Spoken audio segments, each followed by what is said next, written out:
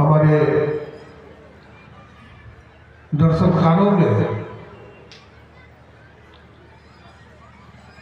मतांतर है। यद्यपि ईश्वर को खड़ दर्शन स्वीकार करते हैं और जिन्हें हम नास्तिक दर्शन बोलते हैं, बौद्ध, जैन और चार्वाक। चार्वाक तो नास्तिक दर्शन है ही है। वो तो बोलते हैं यावत जीवनम सुखम जीवेत रीनम कृत्वा घृतम पिबेत भस्मीभूतस्य देहस्य पुनरागमनम कुतः। जब तक जिंदगी है मौज उड़ाओ, पैसा नहीं है तो कर्जा लेकर के घी पियो। ये आत्मा तो जल करके राख हो जाती है, तो कर्म धर्म फिर क्या करना है। लेकिन हमारा वैदिक दर्शन हमारे ईश्वर को जो मानने वाले आस्तिक दर्शन है वो ऐसा नहीं मानते हैं। वो क्या बोलते हैं, अवश्य भोक्तव्य कृतम कर्म फलम शुभाशुभ। कर्म के फल से तुम नहीं बच पाओगे। तुम कहते हो कि ईश्वर नहीं है। कोई व्यक्ति अमेरिका को नहीं देखा है, इसका मतलब वो नहीं कह सकता कि अमेरिका नहीं है।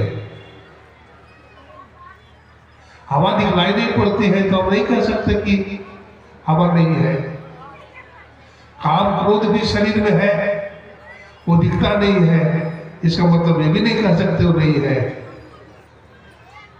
रामकृष्ण परमहंस जी महाराज ने कहा, आसमान में दिन में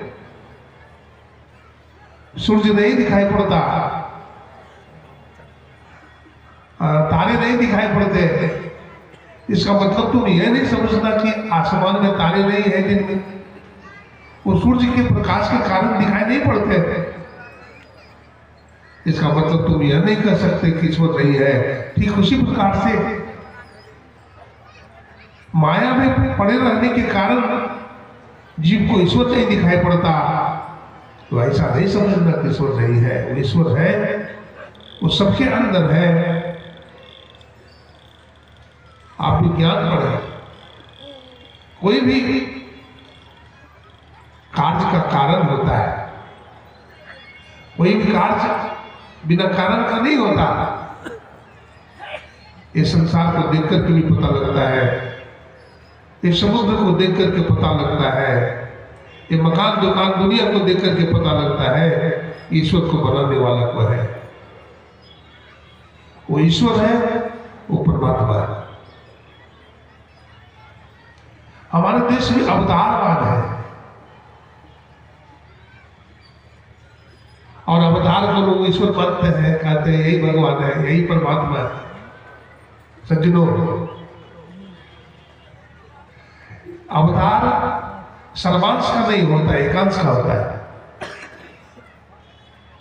परमात्मा अपने दूत को भेजते हैं, बॉडीगार्ड को, आप जाओ ब्रह्मा जी महाराज को बनाया कि संसार का सृजन करो, भगवान विष्णु को बनाया कि संसार का पालन करें, भगवान शिव को बनाया कि संहार करें।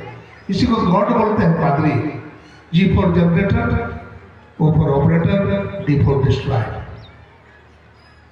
इसको गॉड बोलते हैं।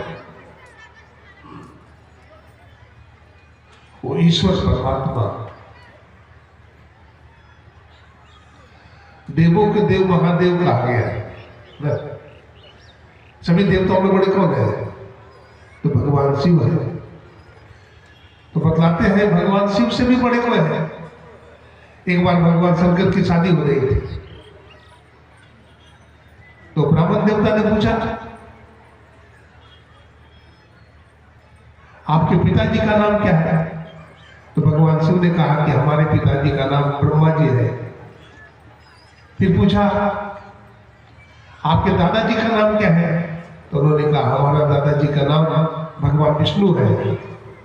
फिर पूछा, आपके परदादा कौन है?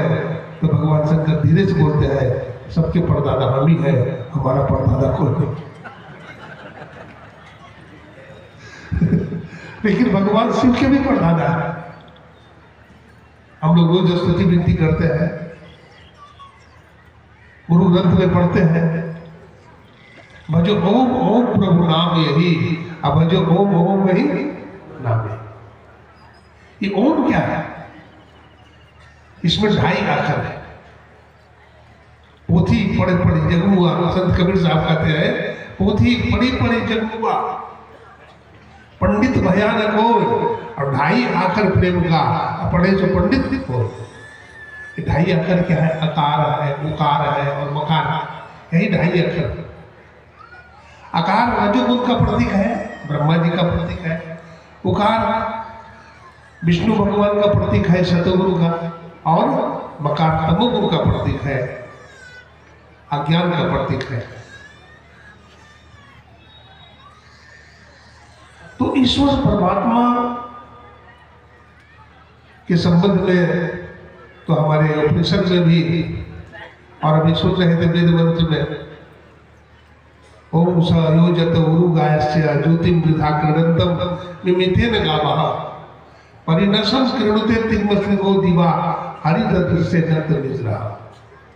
वो परमात्मा हाथ पैर गुदा लिंग मन बुद्धि आदि का विषय नहीं है। वो परमात्मा कैसा है? तो इंद्रिय अतीत है। इंद्रियों के माध्यम से, इंद्रिया कितने हैं? 5 कर्मेंद्रिया है, 5 ज्ञान केंद्रिया है, मन बुद्धि चित्त अहंकार है। ये 14 इंद्रियों के माध्यम से ईश्वर का ज्ञान नहीं होता है। अगर कोई आपसे पूछे ईश्वर किसे कहते हैं, तो आप क्या बोलेंगे? संक्षेप में आप कहेंगे